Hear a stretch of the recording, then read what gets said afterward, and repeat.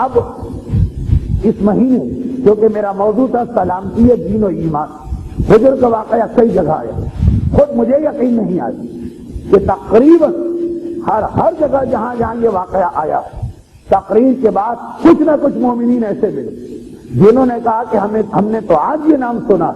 اور اب اتنی مرتبہ شام کی زیارت کر کے آج ہمیں تو پتہ ہی نہیں تھا، ہم کبھی گئے نہیں جناب حضور کے روضے پر، یعنی یقین نہیں آ رہا۔ آج سے 30 سال پہلے ممکن، آج سے 30 سال پہلے سمجھ میں آتا، لیکن اب تو جناب حضور کی زیارت اتنی مشہور ہو چکی تمام دنیا کے زائرین کے درمیان کہ یقین نہیں آتا کہ اب بھی ایسے لوگ ہیں جو شام جائیں۔ یقیناً بنیادی طور پر شہزادی زینب کے روضے کی زیارت کے لیے جاتے، زندان شام میں جناب رقیہ یا جناب سکینہ اس بحث سے پڑے بغیر اس قبر کی زیارت کے لیے جاتے، یقیناً قبرستان جو دمشق میں ہے وہاں کی قبروں کی زیارت کے لیے جاتے، لیکن اس کے ساتھ یہ والی زیارتیں بھی تقریباً ہر ظاہر کرتا، حتیٰ یہ کہ جو زیارت کسی طرح بھی ثابت نہیں ہے، مثلا ثابت کہا وہاں بھی لوگ عقیدت اور نسبت کی وجہ سے چلے جاتے، مگر اسی شہر سرائی حال میں زیارت کرنے والے،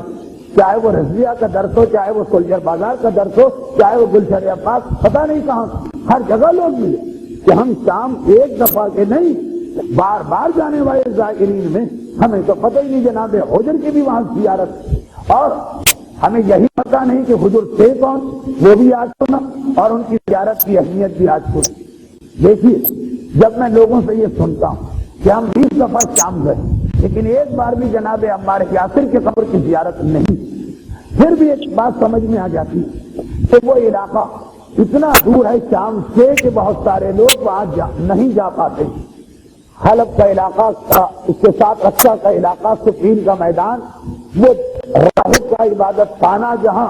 اب تک وہ جگہ ہے کہ جہاں سر امام رکھا گیا اور امام کے ایک بیٹے شہید ہوئے، وہ ساری چیزیں اتنی دور ہے دمشق۔ پھر جناب عمار یاسر اور ویسے قرنی کے قبریں، اب تو خیر ایران کی حکومت بہت ہی شاندار روضے وہاں پہ بنوا رہی، لیکن پھر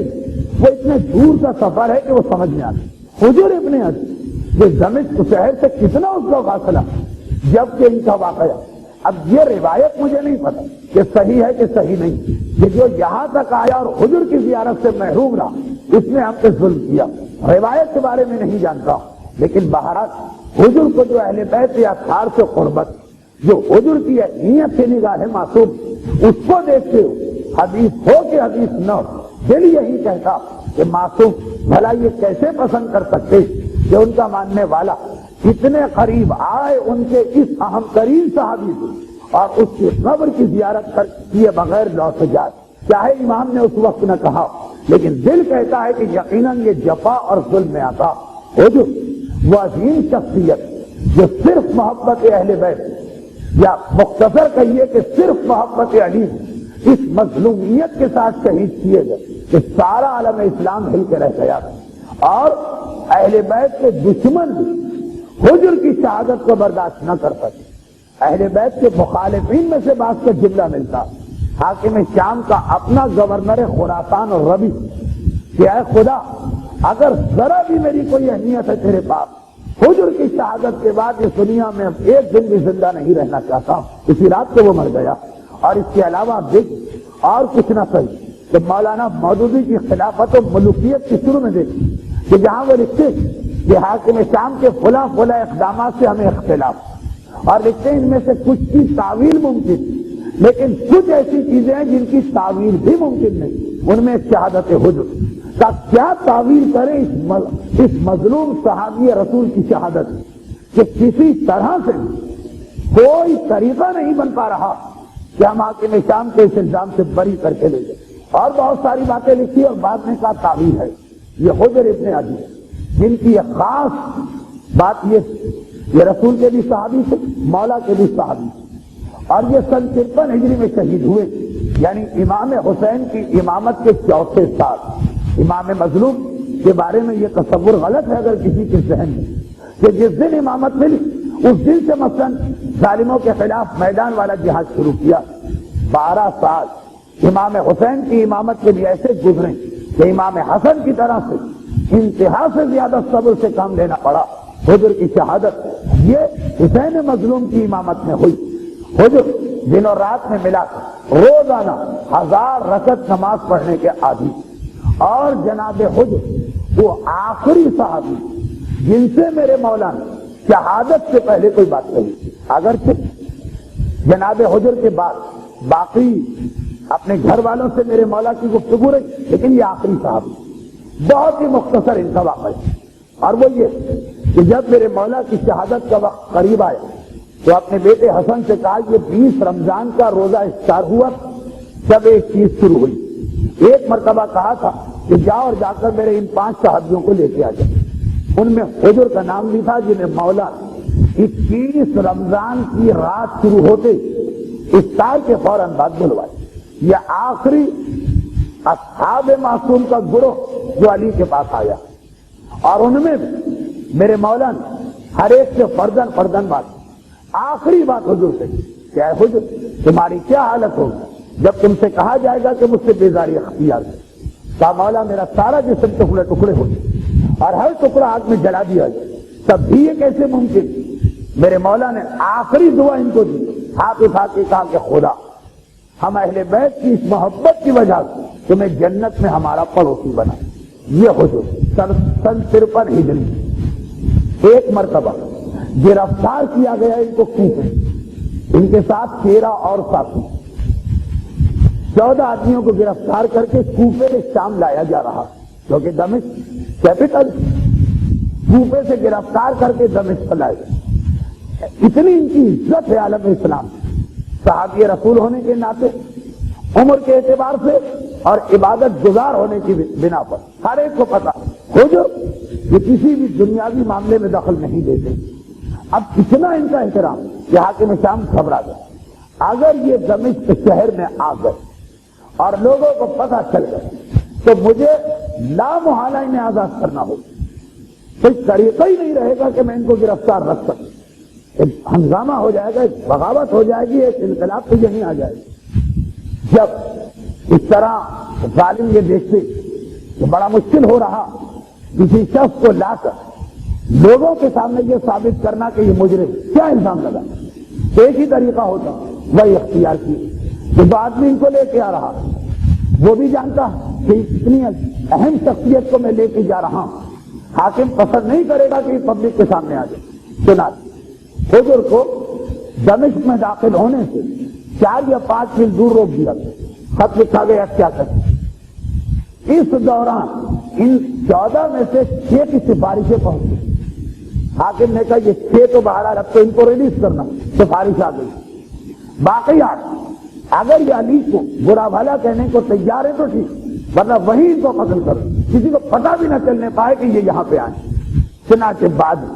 حاکم نے کہا کہ میری کیا غلطی، وہ میرے کارندے نے ان کو شہید کر دیا، میں تو کبھی اس کو پسند نہ کرتا۔ لیکن یہ بات اتنی کھل گئی کہ مولانا مودودی تک نے لکھا کہ کوئی اس کی تعویل نہیں ہو سکتی۔ اب یہ تفصیلات کو چھوڑتے ہوئے اور یہ خیال کرتے ہوئے کہ آپ میں سے جو زائرین ہیں انہوں نے پورا واقعہ سنا، جو لوگ کہیں اور درس سن چکے ہیں انہوں نے تو حال ہی میں سنا، جو لوگ خود مطالعہ کرتے ہیں تو حجر کا واقعہ تو ہر کتاب میں لکھا، بات مختصر کر کے اپنے موضوع سے ملاؤں اور آج کی حد تک آپ سے اجازت چاہوں۔ وہ یہ کہ جب یہ حجر کی شہادت کی ساری تیاریاں ہو، مجھے ان کو لے کے آ رہا ہے، اس کے پاس یہ خط دیا گیا، 6 تو رہا کر دیے گئے، 8 ان کو پیشکش تو کی گئی، لیکن آپ سوچ سکتے ہیں کہ ایک مومن اہل بیت کا ریئیکشن کیا ہو۔ سنا تلواریں تیز کی جانے لگی، جلاد ننگی تلواریں لے کے کھڑے ہو گئے۔ اس وقت حجر 3 وصیتیں کی، اور یہ وصیتیں اتنی اہم ہیں کہ آج بھی جناب حجر کی جو زیارت پڑھی جاتی ہے ان کے روضے کو، اس میں سے ایک زیارت میں یہ 3 وصیتیں، یعنی میرا سلام ہو آپ پر اے ولی خدا، میرا سلام ہو آپ پر اے ابی کے بیٹے حجر، میرا سلام ہو آپ پر جنہوں نے یہ وصیت کی اور یہ وصیت کی اور یہ وصیت کی۔ اور 3 وصیتوں کی وجہ بھی بتائی۔ پہلی وصیت تو یہ کی کہ جب مرنا ہی تو یہ میری ہتھکڑی، بیڑی، زنجیریں اس کو اتارنا نہیں، اس کو کھولنا نہیں، اسی حالت میں مجھے شہید کر کے دفن کر دیں، تاکہ قیامت کے دن جب صحیح معنوں میں ٹرائل ہو یا مقدمہ چلے تو میں خدا کے سامنے اسی انداز سے جاؤں۔ مجھے 2 رکعت نماز پڑھنے کی مہلت دی، اور اس کے بعد ہر رات اور دن میں 1000 رکعت نماز پڑھنے والے تو آج مجھے موقع نہیں مل سکا نماز، 2 رکعت نماز کی مہلت دے دی، نماز پڑھ کے فارغ ہو تو کہا میں نے زندگی میں اتنی تیز رفتاری سے کوئی نماز نہیں پڑھی اتنی آج یہ نماز پڑھی، فقط اس لیے کہ کہیں تم لوگ یہ نہ سمجھو کہ میں موت کے ڈر سے اپنی نماز کو لمبا کیے جا رہا ہوں، تمہارے دل میں یہ بدگمانی نہ پیدا ہونے پائے کہ علی کا ماننے والا موت سے ڈر گیا تو نماز کو لمبا کر کے موت کے وقت کو ٹال رہا۔ اور تیسری یہ وصیت کہ جب مجھے مرنا ہی مرنا تو میرے باقی 7 ساتھیوں، میرا جوان بیٹا بھی پہلے اسے مارا گیا، پہلے اسے شہید کیا گیا۔ اچھا ہم اخبارات میں پڑھتے بھی کہ باپ اور بیٹا اگر کہیں کسی ایسی جگہ پہ پھنس گیا کہ دونوں کو مرنا، تو باپ ہمیشہ کہتے ہیں پہلے ہمیں مارو، پہلے ہم مر جائیں، ہم یہ صدمہ نہیں دیکھنا چاہتے۔ اور وہاں الٹی بات حضور کے باپ کہہ رہے ہیں، حضور کہہ رہے ہیں اپنے بیٹے کے بارے میں کہ پہلے میرے بیٹے کو میرے سامنے شہید کرو اور پھر مجھے شہید کرو، بالکل الٹی بات جو فطرت کے خلاف۔ لیکن وجہ کیا بتا رہے ہیں؟ وہ وجہ بتا رہے ہیں جس سے اسلام کا وہ حکم کتاب سے نکل کے عمل میں آ رہا۔ کوئی یہ نہ کہہ دے کہ ممبر پہ کہنا آسان ہے ایسا کون ہوگا، کوئی یہ نہ کہہ دے کتاب پہ لکھنا آسان ہے لیکن ایسا کون باپ ہوگا۔ حضور نے کہا دیکھو اہل بیت کا ماننے والا ایسا ہی باپ ہوتا۔ وجہ کیا بتائی؟ وجہ یہ بتائی کہ اگر میں پہلے مارا گیا، میرا بیٹا بھی جوان آدمی کے سامنے ساری زندگی ہوتی، زندگی کے مزے ہوتی، باپ کا لاشا دیکھ کے ڈر نہ جائے، خوف زدہ نہ ہو جائے، حاکم کی بات نہ مان لے، اپنے دین کو نہ چھوڑ دے یا اس میں کمزور نہ ہو جائے۔ لیکن مجھے تو اپنے بارے میں یقین، ایک نہیں ایسے 70 لاشیں بھی میرے سامنے میرے بیٹوں کے آ جائیں تو جو حق ہے اس سے میں ہٹنے کو تیار نہیں۔ اپنے بیٹے کے دین کو بچانے کے لیے کہ باپ پہلے مارا گیا، باپ کا لاشا اس نے دیکھا، حاکم شام کی طرف سے دولت کی لالچ تو ہے، اس کے ایمان کو نقصان نہ پہنچ جائے، میں یہ غم برداشت کرنے کو تیار ہوں کہ میرے سامنے میرا بیٹا مرے تاکہ اس کا دین محفوظ رہے، تاکہ اس کا ایمان محفوظ رہے، مجھے اپنی نہ کوئی فکر ہے نہ کوئی پرواہ۔ یہ جو میرا آخری درس تھا پاکستان سے باہر جانے سے پہلے 15 دن تھا، یہ تھا کہ باپ اس منزل پر ہونا چاہیے کہ وہ کہے کہ اگر میرا بیٹا دین سے ہٹنے والا تو اس سے زیادہ مجھے یہ قبول ہے کہ میں اس کا لاشا اٹھاؤں، مر جائے وہ بیٹا۔ اب ایسی دعا تو نہیں، یہ تو میں نے کہا بڑے بھونڈے انداز سے، لیکن تاریخ تشیع میں مثالیں ملی کہ باپ اپنے بیٹے کو وصیت کے ذریعے قبول کر رہے کہ ان کے سامنے مارا جائے۔ کون باپ ہے جو جوان بیٹے کا داغ برداشت کرنے کو تیار؟ صرف وہی باپ ہو سکتا جو حسین اور اکبر کے واقعے کو مانتا، اور کوئی باپ اس منزل میں ثابت قدم نہیں رہے گا۔ کہاں حجر کی حالت، کہاں حجر کی کیفیت کہ عقیدے اور دین کو بچانے کے لیے وصیت کر رہے کہ میرے بیٹے کو پہلے مارو، اور کہاں آج کا باپ ایک مثلاً ٹی وی، ایک ویسیآر، ایک ڈش اینٹینا، ایک کسی انگلش میڈیم مگر گمراہ کرنے والا اسکول، اس سے اپنے بیٹے کو نہیں بچا سکتا۔ بیٹے کی خواہش پوری کرنا، معاشرے میں اپنے اسٹیٹس کو مینٹین کرنا، چاہے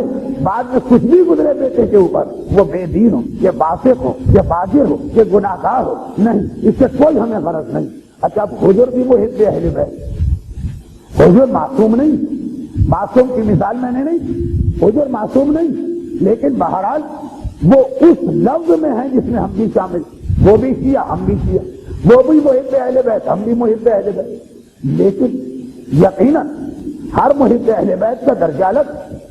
کبھی عمار مقداد نہیں بن سکتے، مقداد ابو ذر نہیں بن سکتے، ابو ذر سلمان نہیں بن سکتے، لیکن اتنا بھی فرق کہاں کہ جو بھی وہی کیا ہے اہل بیت، جو اپنے بیٹے کے ایمان کے خاطر وصیت کر کے اپنے سامنے جوان بیٹے کو شہادت ملتا دے، اور کہاں ہم بھی وہی کیا اور محب اہل بیت کہلائے کہ جنہیں اپنے دنیاوی اسٹیٹس یا عیش و آرام کا اتنا خیال ہو کہ ایک ٹی وی اور وی سی آر پہ کنٹرول کرنے کو تیار نہ ہو، بیٹے کا ایمان بگڑ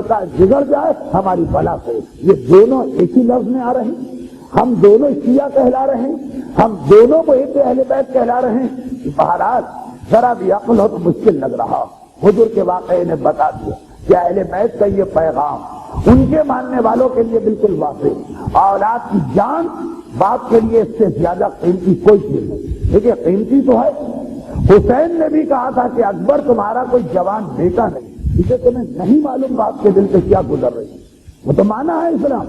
اتنی بڑی قربانی دے کر بھی حسین کہہ رہے اکبر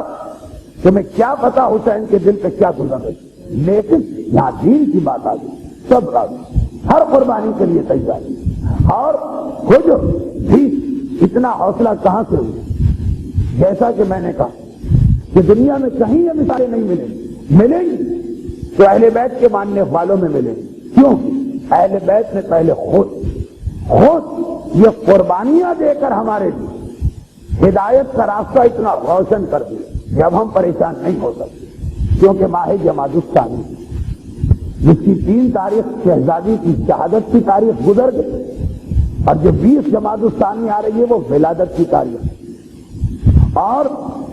اس کی 21 تاریخ یا 7 تاریخ ایک روایت کے مطابق شہزادی زینب کی شہادت، وہ معتبر تو نہیں لیکن ایک روایت کے مطابق، تو میں کوشش کرتا ہوں کہ اس مہینے میں جو درس ہو اس میں مسائل شہزادی ہی کے بیان ہو یا شہزادی زینب کی، اور یہاں تو اس وقت مناسبت بھی پیدا ہو چکی کہ دیکھیے حضور نے اتنا حوصلہ جو پیدا کیا کہ بیٹے کو اپنے سامنے شہید ہوتا دیکھنے کے لیے تیار، اور تیار تو کیا وصیت کر رہے کہ ایسا کرو، تو یہ بھی اس کے سامنے اہل بیت کی مثال، وہ فاطمہ، مجھے یاد ہے کہ جو میں آخری درس دے گیا تھا آج سے پہلے، اس میں شہزادی کی شہادت کا وہ جملہ تھا کہ جب حسین نے واہ غربت آتا یہ فاطمہ سے برداشت نہ ہوا، بندے کفن میں سے سیدہ کے ہاتھ نکلے، حسین کو اپنے سینے سے لپٹا لیا، بیٹا حسین تیری ماں تیری غربت نہ کر سکتی، لیکن یہ تو ہو گیا محبت جو فاطمہ کی ماں اور حسین کے بیٹے، لیکن جو میرے 2 درس آج یہ موضوع مکمل ہو ان کا پیغام